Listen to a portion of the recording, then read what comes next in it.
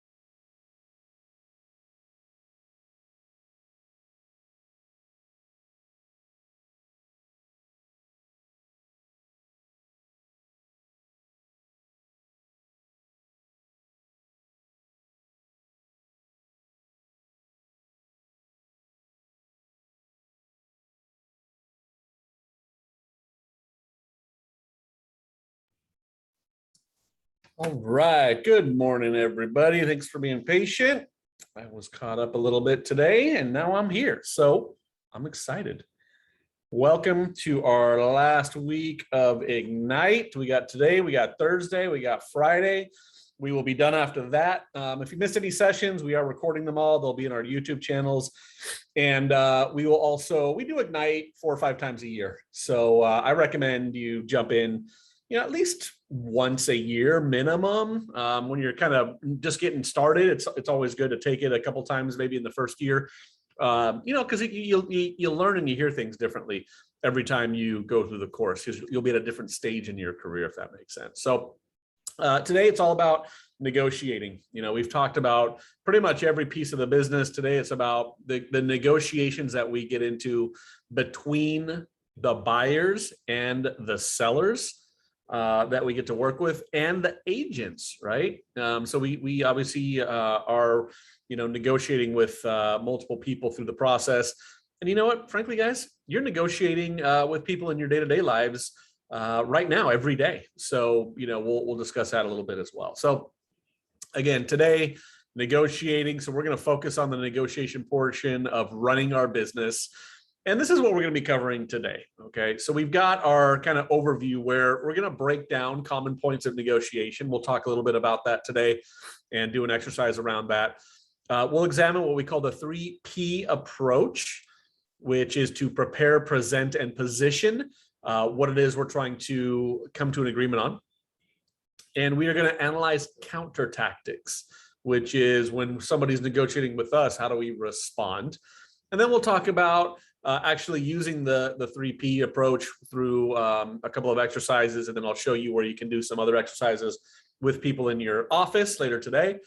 And then we'll recap, do our ahas, and we will be wrapping it up. So with that said, let's jump into it. So I want you to kind of consider what's on the screen here for our slide for our PowerPoint. You look on the left side, right? And you're going to be one of the agents in between here. You may be you may be a buyer or seller, obviously, as well at some point. But for now, think about this. We are agents, right? And we're negotiating, number one, with the other agents, but we're also negotiating with our own clients, right? So here's the questions. How can your ability to negotiate affect the outcome of the deal? What are some ways that you negotiate in your everyday life? What are skills that great negotiators possess? And why is asking questions important when negotiating. So see, these are some of the thoughts, right, that we have in the negotiation process. How can our ability to negotiate affect the outcome of the deal? I'd say that's pretty self-explanatory in the sense that if you aren't at least somewhat skilled in the negotiation process, you could easily be taken advantage of, right? If you don't have a set of tools to use, it may be difficult to negotiate effectively, right? So today it's going to be all about having the tools that we need to be able to affect a positive outcome for our clients, right? And then it asks, what are some ways that you negotiate in your everyday life? What do you guys think? Can you guys give me an example of some way you negotiate in your everyday life not related to real estate? I just negotiated. We had a water leak, and I negotiated with a bunch of contractors. It was hard, but I learned a lot. So, I love it. I love it. and I got it done in one third the price with a licensed person, and I made a lifelong friend. I'm going to refer him people. He was so good. Boom, there you go, right? So we negotiate on our when we need work done at the house and we need a handyman or a contractor. That's a great example. Can anyone give me another example of a negotiation that you do on a daily basis or in your daily life? I feel like I'm always negotiating with my kids. Oh, boom. I was waiting for someone to say, with my kids, get them to clean the room or eat their dinner, right? It's like constant negotiation. You have to kind of give a little to get a little. That's a great point. So, these tips, you can be thinking about it in terms of real estate, but also in your day-to-day life, right? Like there are plenty of times where you need to have this skill. The first thing that comes to my mind is, we're all, not all, but a lot of us are going to Las Vegas for mega camp. And the first thing I'm thinking is, if I'm going to be there for 5 days, I want a nicer room. So how can I negotiate an upgrade, right? Or at a restaurant, how can I negotiate a better table, right? So these are some things that also are in your day-to-day. So, it's a good frame of reference to be thinking about because these skills will apply across your whole entire world. So, after the investment of moving a lead through the process of buying or selling, you don't want the deal to fall through now. So your ability to negotiate is going to directly influence the rate of contracts that close. Okay. One thing that we utilize Command for is to look at your conversion ratios. How many leads do you have to contact to book an appointment? How many appointments show up versus don't show up? And for the ones that do show up, how many of them do you get a buyer or listing agreement signed? How many offers do you have to write to get one accepted? Right? That's negotiating. How many accepted offers end up closing because there are cancellations, right? So all this stuff is major points along the sales process where deals can fall apart. So we want to make sure our skill level is high enough to be able to get a positive outcome and keep the deal alive. Okay. I'm going to put our manual in the chat. Give me 1 second.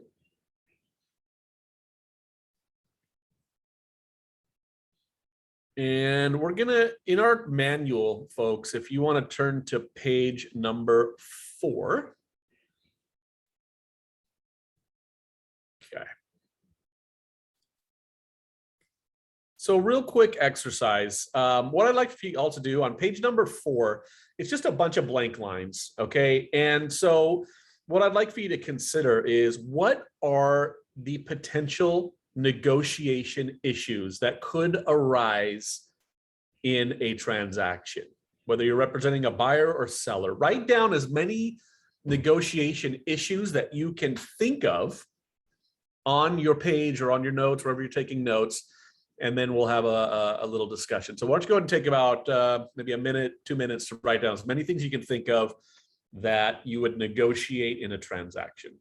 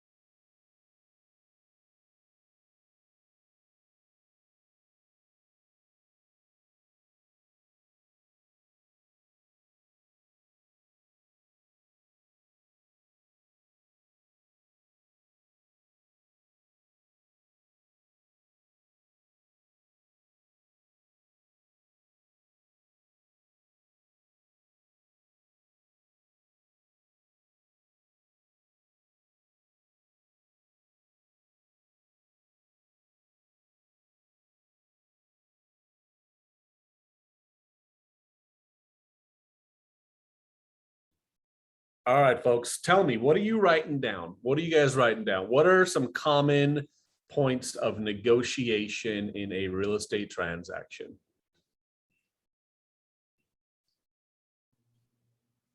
Contingency extension. Okay, contingencies, yep. Price and repairs. Price, repairs, yep. Contingencies, price, repairs, what else? Nowadays, rent back, I think. Yeah, absolutely, right? So possession, the possession, when do you get the keys? Right away, or is there a rent back? Mhm. What else? Closing date. The closing date, when are we actually going to close escrow? How long do we need to close? Yes.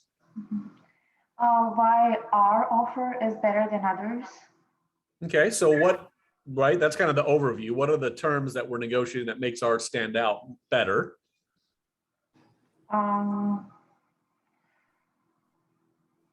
What else? Like what aspects of our offer are better, than like anything else that they have on the table. Sometimes maybe even convincing the listing agent to share more stuff about the listing so that we can come from a place of, from a informed,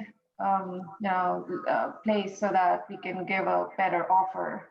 Yep. Many times they do not share that information, so maybe that. Sure, that's going to be part of our negotiation skills, is learning how to get that information out. So yes, you're right. And some other things that I, have written down, the good faith deposit. What is the deposit amount? Even the financing can be negotiated, right? So maybe your client has the ability to put a larger down payment. That's possible. We talked about. Say it again. Negotiating the terms. Yeah. So what terms specifically is what we're looking at? Like what other terms are there? Like appraisal terms and loan appraisal contingencies. Contingencies for loan appraisal. Yep, you got it. Exactly. Other ones I can think of are things like closing costs or the city report.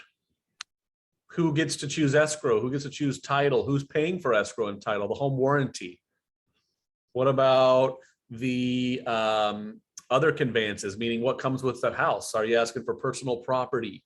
Or yes, are appliances. Right, appliances, exactly. What comes with it?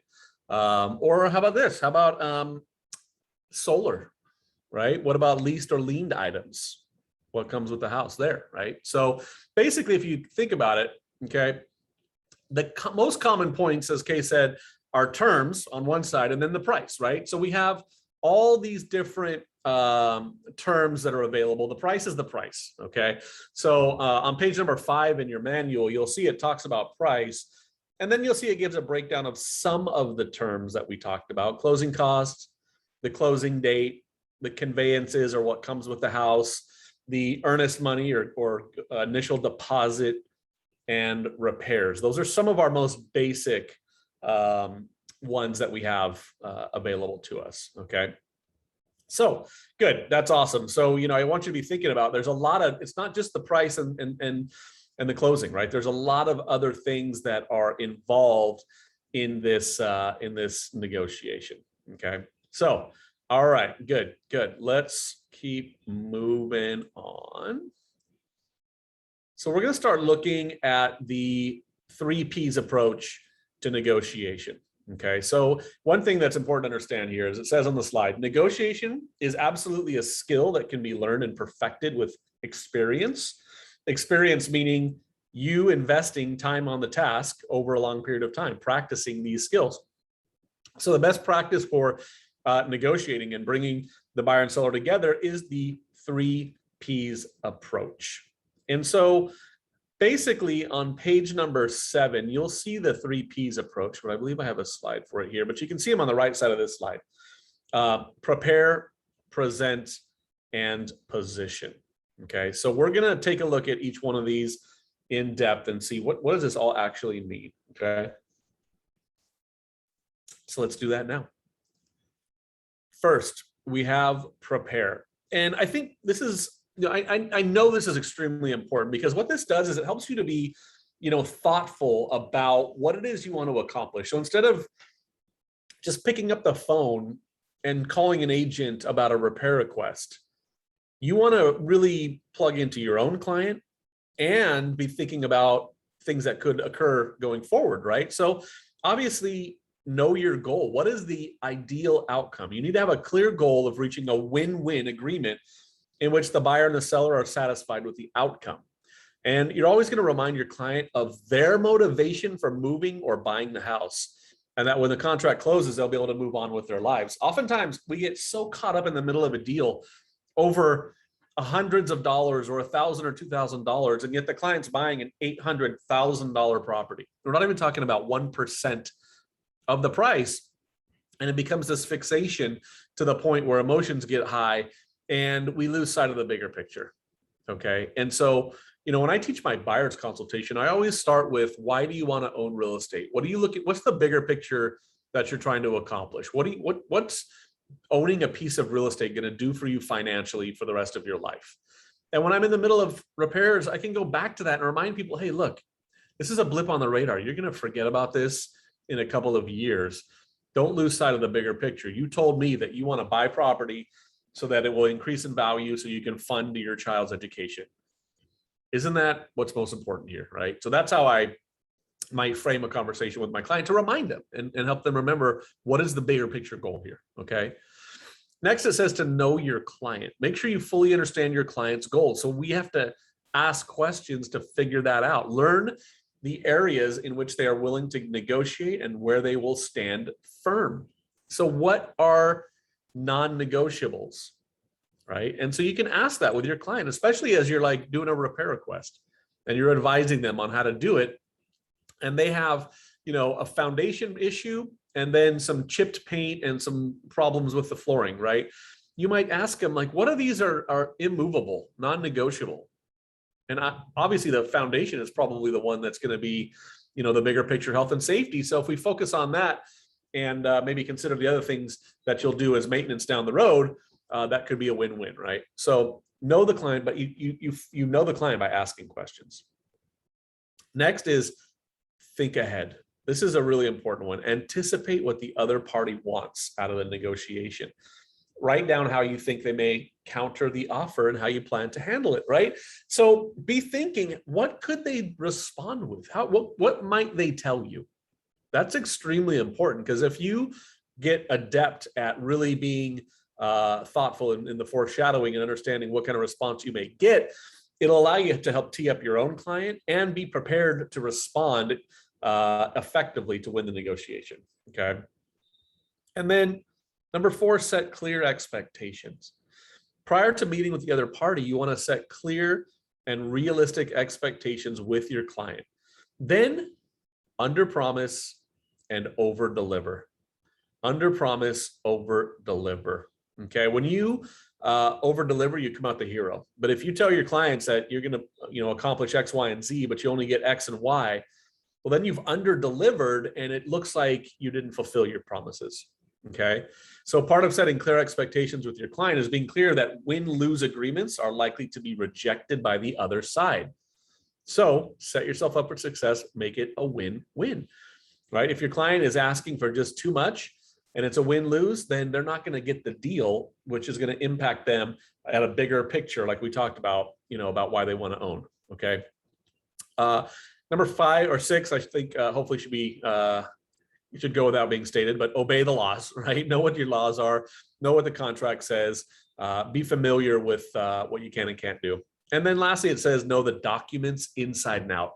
Become familiar with all of our commonly used forms. Take the time needed to understand the form templates and what belongs in each field.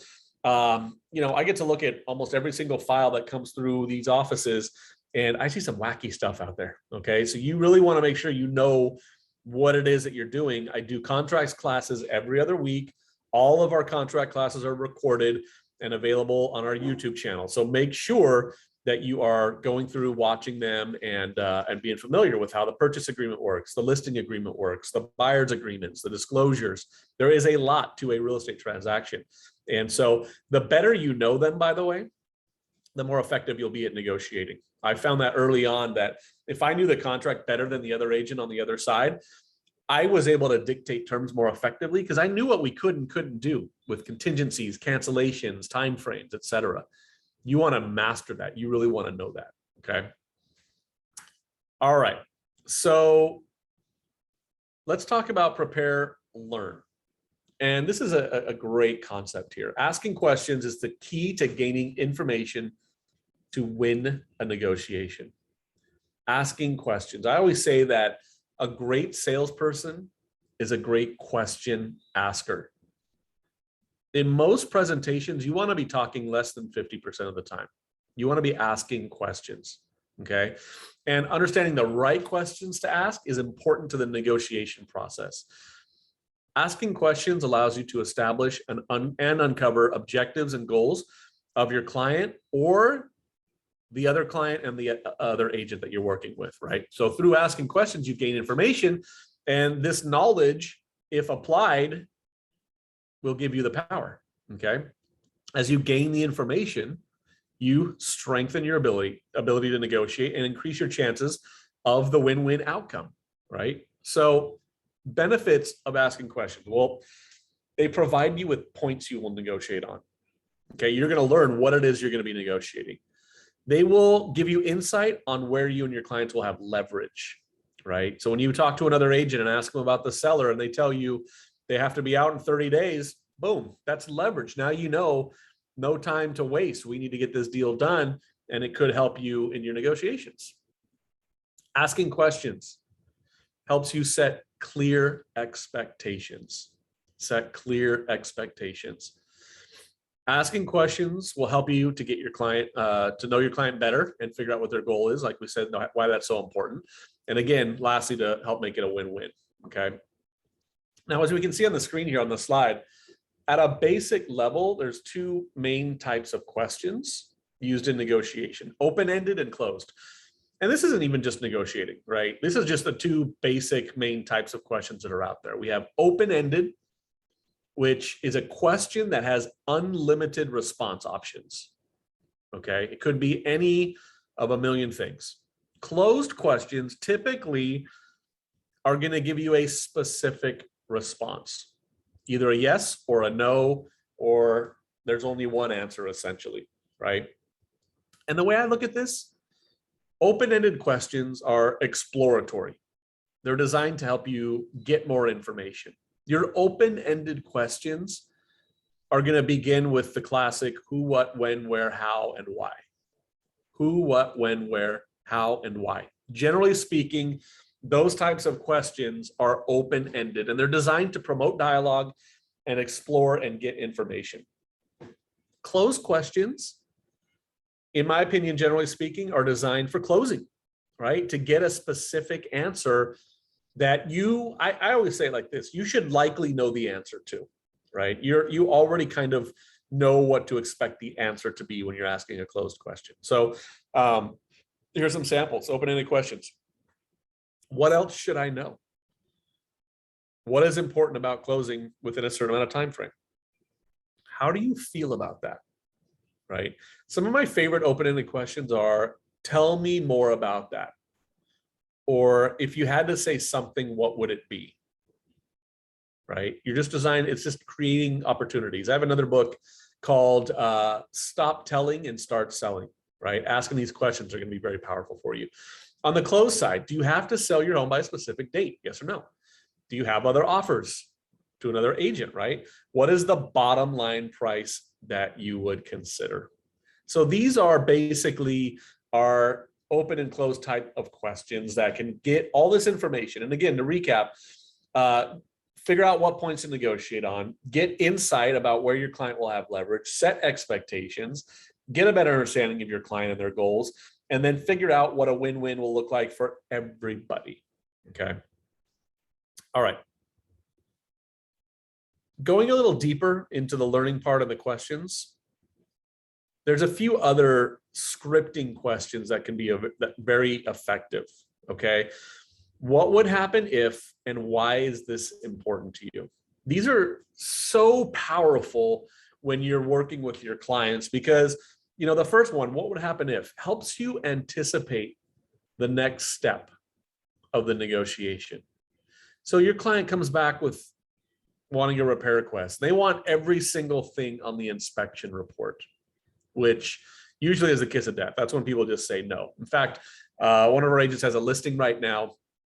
Buyers came in and it was an $800,000 property. They asked for $30,000 in credits to put it on a new roof, put in a new HVAC system, and all kinds of other stuff. And we had another backup offer, cash actually. And so they asked for so much that it was almost like, I don't think this is going to go anywhere. And ultimately our agent and seller said, no, we're not going to do anything.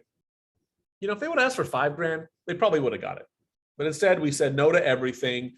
And the buyer is ultimately going to move forward and take the property as is, right? So they didn't effectively present the agent didn't help them figure out what a good, repair request might look like. So instead, when your client comes back and says, hey, I want everything on this inspection, you can ask the question, what would happen if they just say no to everything?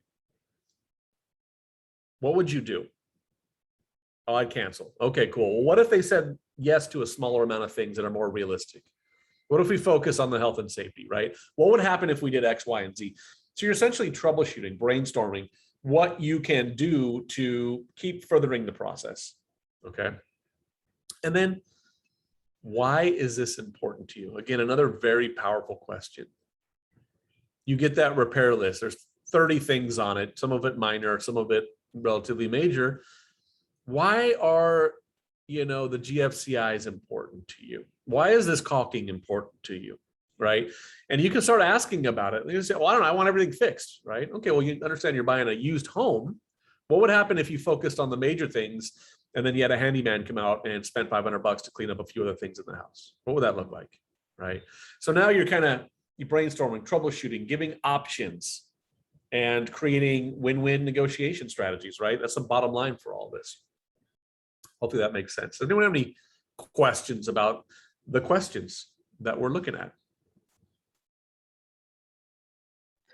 I have a question about what if the client says, say the repair estimate is really small, say $1,000, and they are like willing to walk away. Some people are stubborn, they are willing to walk away even just for that tiny $1,000. So in the bigger scheme of things, it doesn't matter, but how do we convince somebody basically to go ahead with something? Well, so here's the way I look at it. We can't convince anybody of anything. We can't change anyone's mind, but what we can do is we can shift their perspective. And the way you shift someone's perspective, again, is by asking questions. So the first thing I would ask is, tell me what's important about this $1,000, right? Why is that a deal breaker for you? What makes that a deal breaker for you? And I want to hear what they say. And there's probably not really a good response. Their response probably is, I need to win. I need them to give me something, otherwise, they're taking advantage of me or whatever, right? So a bunch of, usually in a scenario like that, which I would consider pretty extreme, I would say that mostly there is no real reason. There is just a need to feel like they're coming out on top or whatever. So then I would ask questions like this. I would go back to the original line of questions when I do a buyer consultation, which is, what are you looking to do with real estate? Why is it important for you to become a property owner? How is that going to benefit you financially through the rest of your life, right? And I'm looking for things like building equity for retirement, paying for kids' education, leaving a legacy for my family. When you get those kinds of answers from people at a consultation, and then you bring it back up and you remind them that you're risking all that over $1,000, it usually will help them kind of remember what they're really looking to do in the first place. And then I'll just tell them to sit on it overnight. I won't even ask for a response in the moment, because oftentimes the moment is emotional and the responses are very reactionary and not very thoughtful. So that's when I just kind of say, you know what, take some time, really consider if you're wanting to put your retirement on hold over $1,000, right? That sounds great. Yeah, that's a good idea. Yeah. Remember, we're not selling shoes here, folks. We're selling wealth building opportunities for people. Nobody has to buy a house, right? So it's really important that you understand that. And I say this, with my coaching clients all the time. We have to be a fiduciary and not a functionary. We're not order takers. We don't just let them tell us, here's what I want on the repairs, and you just type it up. I mean, anyone can do that, right? A fiduciary is the one that is going to look out for their best interests and has the ability to have a high level conversation about money. And that's why, when I coach agents, one of the first things with buyers we'll talk about, maybe not the first thing, but we'll talk about this certainly is, understanding the difference between fiduciary and functionary, and asking those deeper questions so that people understand what's at stake with wealth creation, wealth building, legacy, right? And when you get a firm concept and grasp of that, and you take your conversations deeper, you will be able to remove a lot of these minor objections, like $1,000 repair request, or a 3/4 bath versus a full bath. There's a lot of things that you'll blow past when they realize that owning a home and building equity and starting now is far more important than waiting 2 months. Even in this market, the next home they buy is going to be have gone up by more than $1,000 already. So focus on the big picture, guys. All right. Thank you. You got it. Good question. Thank you. So let's go ahead and do a quick exercise. In your manual on page number 9, I want you to go in your manual, and on page number 9, there's a scenario for a buyer that you're working with. I want you to read the scenario, and where it says clarifying questions, I want you just to write down 2 or 3 questions that you think you would ask this buyer, designed to help further the process, right? And figure out how you will proceed next, okay? So read the scenario and write down 2, maybe 3 questions that you can think of, and we'll recap in a minute. So go ahead and do that right now.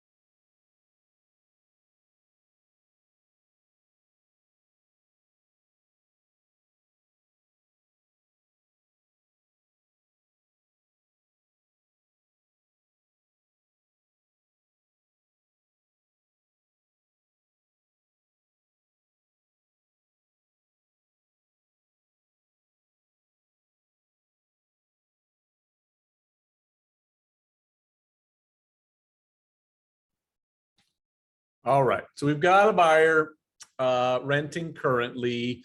They are looking to buy. They want you to guide them through the process. There's a home they love at 175. Looks like there may have been a roof leak. It's listed as is. Looks like the pricing is pretty much spot on.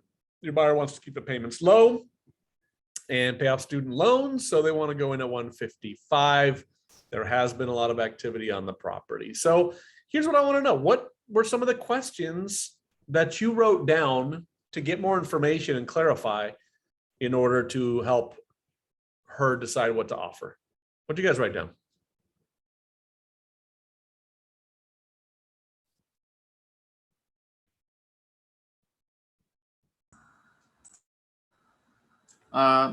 Outside of the student loans, is there any other reasons why you want to have the low monthly payment? Okay, sounds good. I'll take it. Absolutely, right? We know there's some debt there. Was there anything else that's an influencing factor? Okay, what else?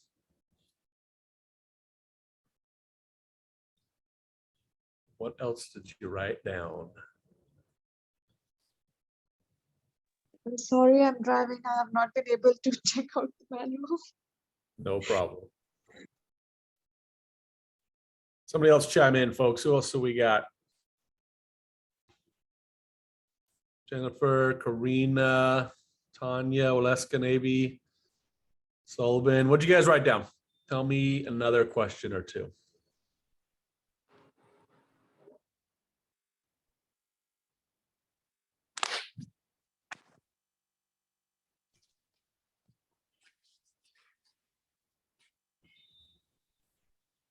You guys are very quiet. I need some participation. What'd you guys write down? Give me one more. Somebody give me one more before we move on.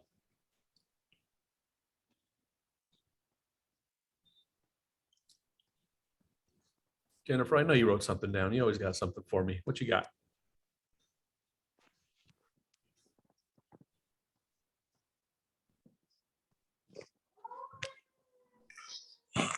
I'm really blank right now, but I know it's something that I can ask.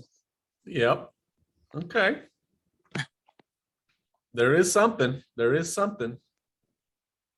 So look, folks, in order for us, I mean, think about it. Look, you got a client that wants to make a low offer, right? What are you going to ask a client that wants to make a low offer? Oh, okay. I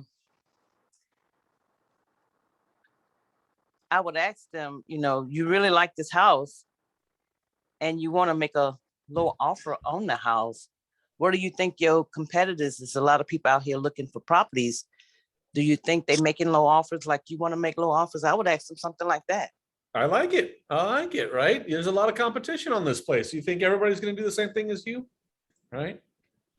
I have a question in that scenario. If Yeah. that's the question, I would say, are you okay with losing this place to somebody else if they have a higher offer? Like, will you be okay with it? Then we can go ahead with the low offer.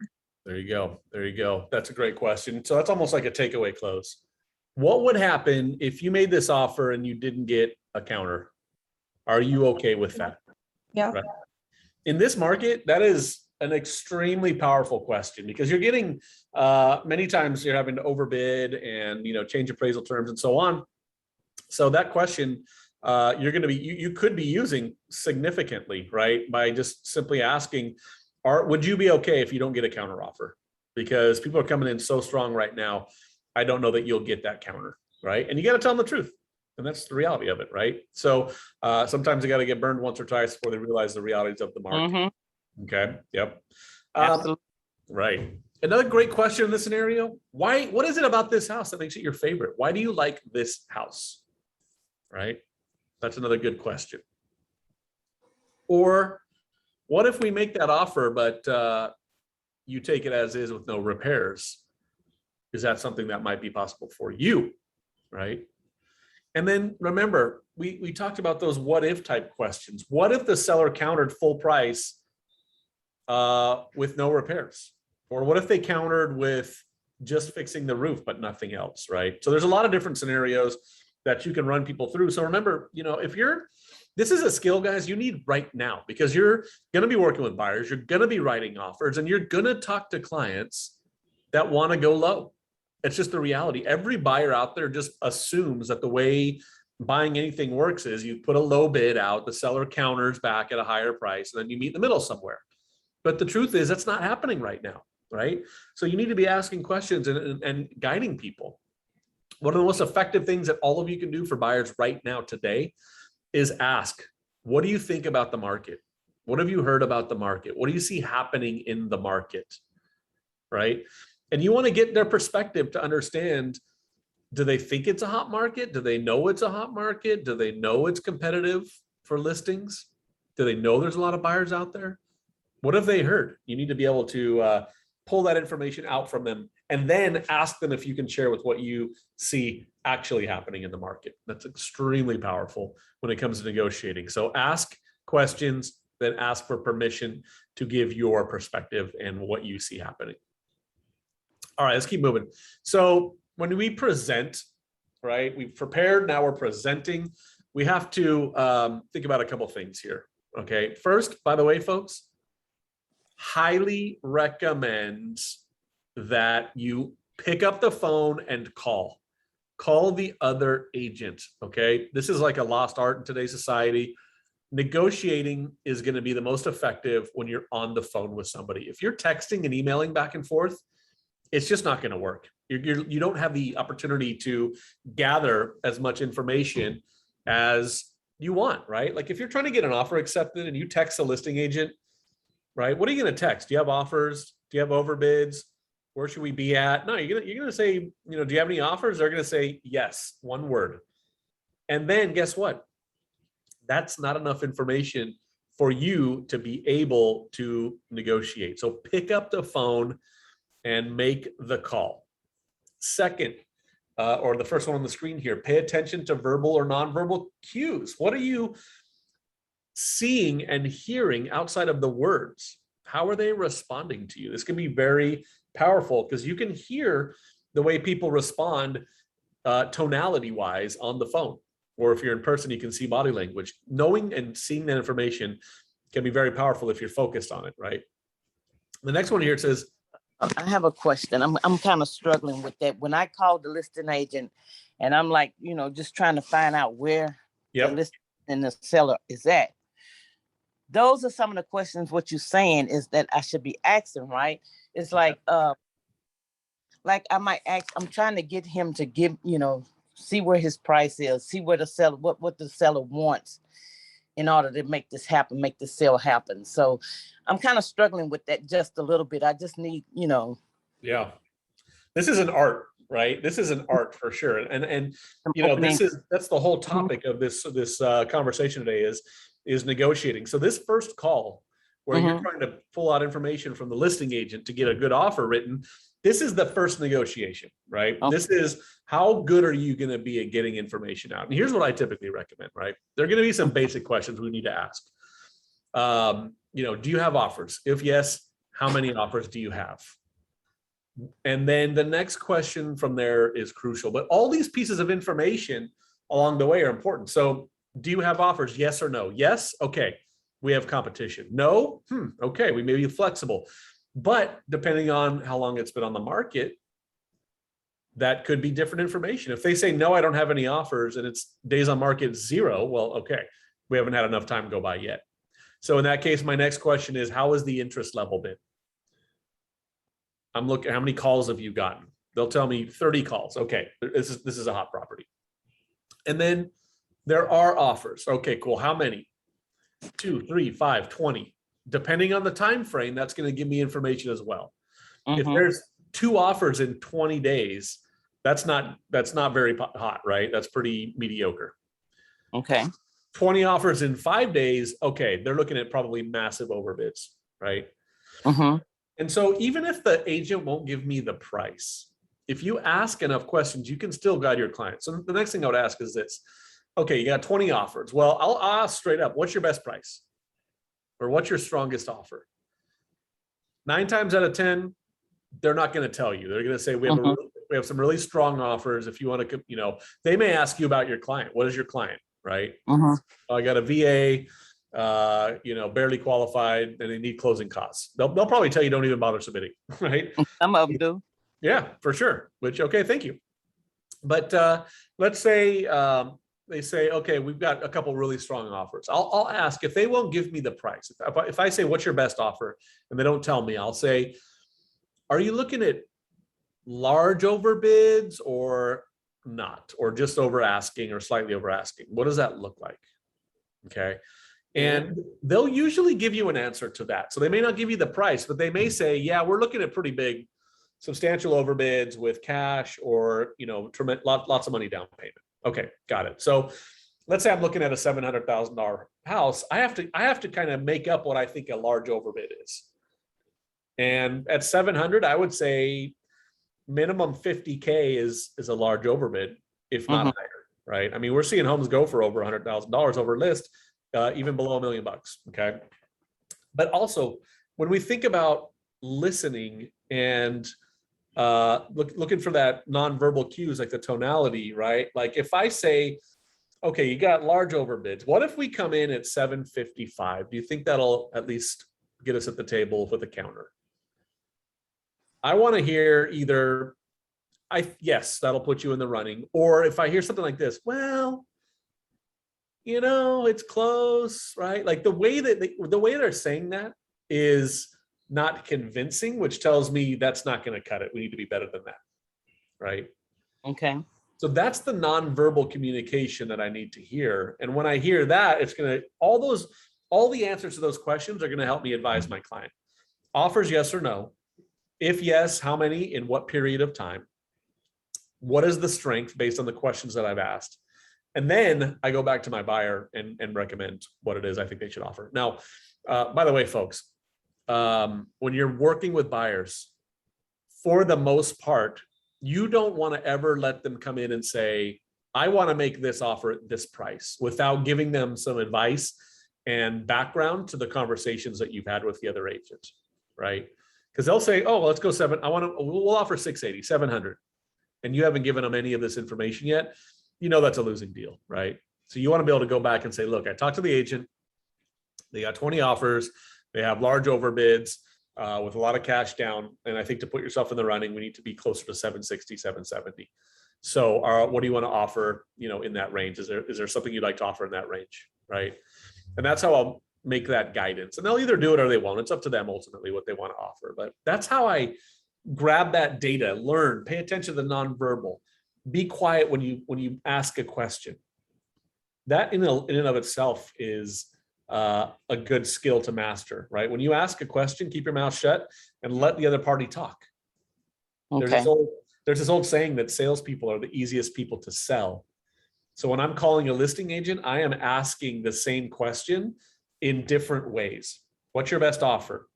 Do you have strong overbids? Are we talking 50K above? Are we talking 70K above? And I'm just asking the same question kind of in a different format.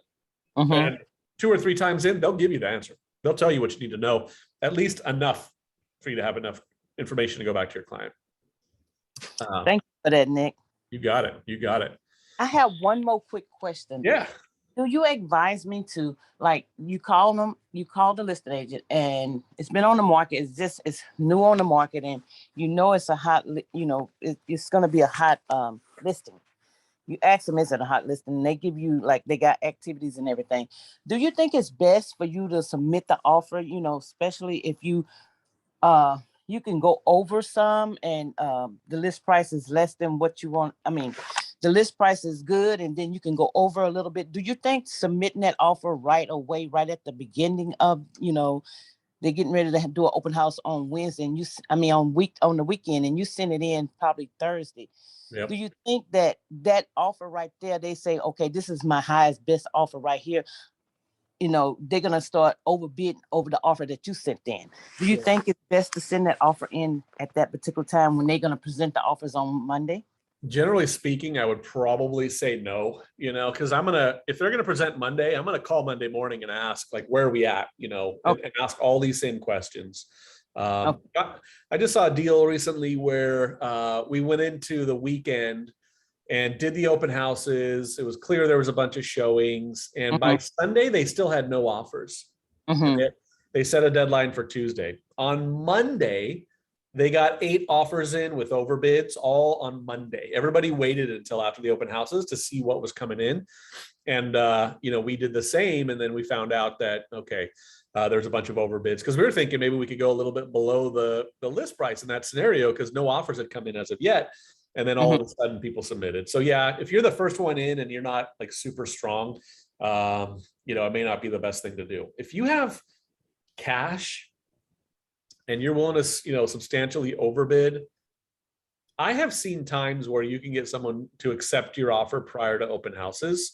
But you've got to really be strong in the way you present, right? Like I've done this before a couple of times actually, where I'll call the listing agent, say, look, you know, we've been through the runaround, as I'm sure you're aware, you know, my client's sick of it. They kind of have a take it or leave it mentality right now. Like if we submit cash or 50% down with a good overbid, is there any way your seller would consider accepting it prior to the weekend of the open houses? And they'll say yes. Yeah. But you got to have a strong buyer. I mean, if you're coming in FHA or VA or, you know, down payment assistance, and you ask that, they're going to say, you know, we're going to wait and see what we get. It's unfortunate, but it is what it is. Yeah, because I think a couple of times I have made offers, and this is back in the past. I'm learning from my mistakes. Like, soon as it hit the market, I go show the property, and then I make the offer. You know, I ask them what, you know, they're looking for. Now I'll go over, but then they got open house on the weekend, and they get multi offers, and Oh, then yeah. I call and find out, when they I know that when they presenting, I call them on that day that they're going to present, and then they tell me they got way over what I already offered. So Yeah, so I common. had I to mean, learn. it happens all the time. So yeah, you got to play that game. You got to the key. There's two things in getting offers accepted in this market. One, your ability to have this conversation whenever it's appropriate. In this scenario, probably Sunday or Monday is the best time to have that conversation. And then Okay. two is your ability to help your clients see what the realities of the market is. Okay. Those are the two most influencing factors out there. I mean, obviously your price and terms have to be good, or the assumptions that they will be, but those two things are going to dictate what you get. Okay. Thank you. You got it. All right, let's keep rolling. So we talked about listening, staying calm and relaxed, right? Don't get emotional. Don't get overly aggressive, or don't let your personality get in the way. Just stay calm, stay relaxed, focus on the customer. At the end of the day, everybody's on the same team trying to get a deal closed, and then give your offer the best chance we can. Okay. Now, in the manual, there are a couple of exercises that you can partner up with somebody in your office to do, such as positioning with what and how questions, which would be on, I think, page number 11. You guys can understand what those questions might look like. And then on page 12, there's another one that you can do where they give you a second scenario. And in that scenario, you're basically working with one person would be a buyer's agent, one person would be a listing agent, and you guys can role play back and forth what it would look like to ask some of these other questions going back and forth. Okay. Next, we have counter tactics, which I'm going to buzz through quickly here. So on page number 13, and I think I can put these on the screen, we have different types of counter tactics, where I'll read through them real quickly, right? So one of them is what we would call nibbling. So once your client has agreed upon one major concession, sometimes the other party will start nibbling for additional concessions, right? You get something agreed upon, and then they ask for a little bit more, right? A little bit more. They come back with a little bit more. Or they'll employ an action called hot potato, which is basically where you've got an issue you're trying to resolve, and they try to pass it over to you. They tell you to figure it out, right? Like your buyer asks for repairs or a credit, the seller says no, and then they come back to you and say, well, you give me some of your commission, why don't you give me something, right? That's like hot potato. They're trying to put it back onto you. And then we have the good guy, bad guy, two people working together, like a couple, husband, wife, whatever, where they'll take opposing roles, one friendly, one not. And they come at you that way. So there's a couple of these types of tactics that you'll get. And on the screen, we have what counter tactics might look like. Now, these aren't in order, so I'm going to match them up for you, basically. So, when someone does the hot potato with you and tries to pass a problem back to you, you want to test the validity, find out if the problem is real or not.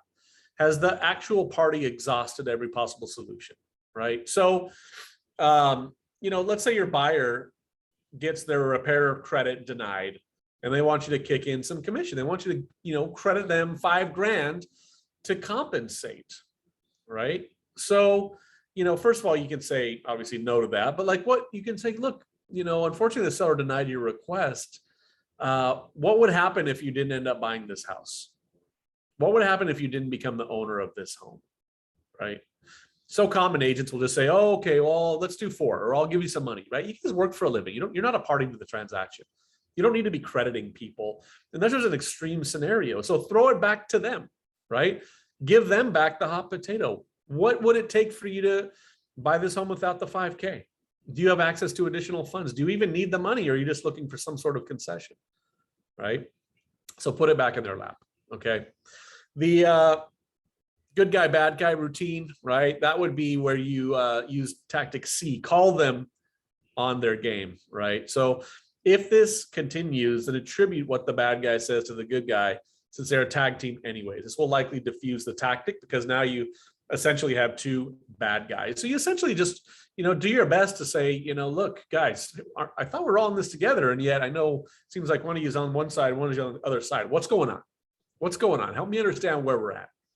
Remember, when people are buying and selling houses, there is a level of an emotional attachment to the home, and it's very stressful.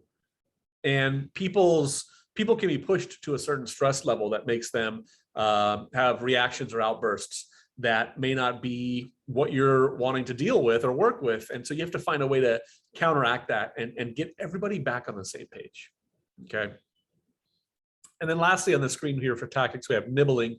So the proper countering would be A, ask for a concession in return before agreeing to any further concession. So if you get a request for something, maybe the seller says, hey, we'll give you the $5,000 credit, but you've got to remove your contingencies or something like that, right? Maybe you come back and say, well, we'll accept the credit, but we want you to give us 2 more days for the appraisal or 2 more days for the loan, right? That would be an example of asking for something else that's relatively minor, so the seller or the agent doesn't come back and try to ask for even more than what you originally negotiated.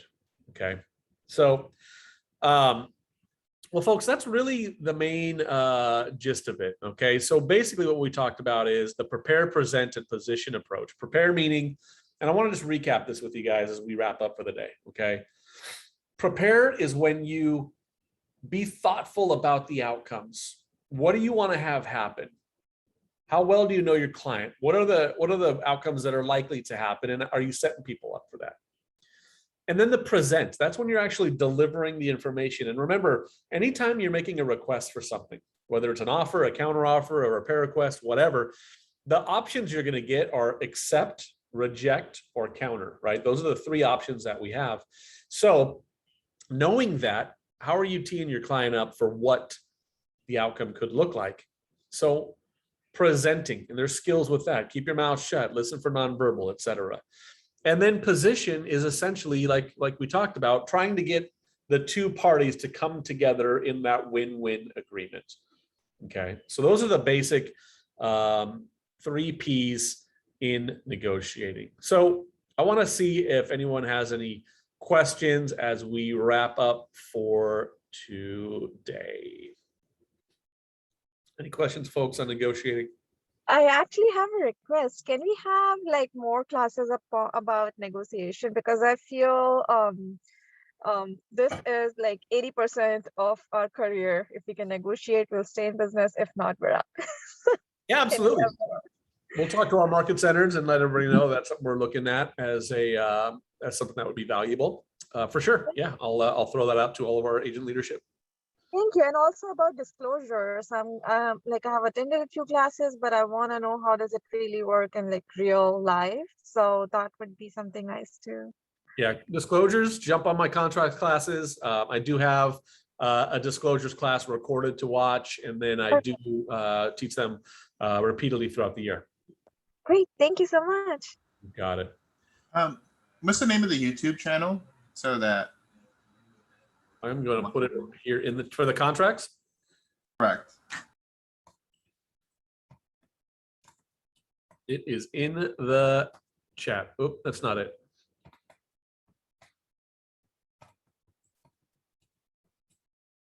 It is the second one. Copy and paste the second one into your browser, and that will take you to the YouTube channel for all of our contract classes. All right, team, any other questions before we wrap up for the day? All right, sounds good. Well, we have Thursday and Friday left this week, so make sure you jump on as we wrap up Ignite 2.0, and we will reconvene very, very soon. Hope you all have a wonderful day. Talk to you soon. Thank you. You're welcome. Bye-bye, everybody. Thank you.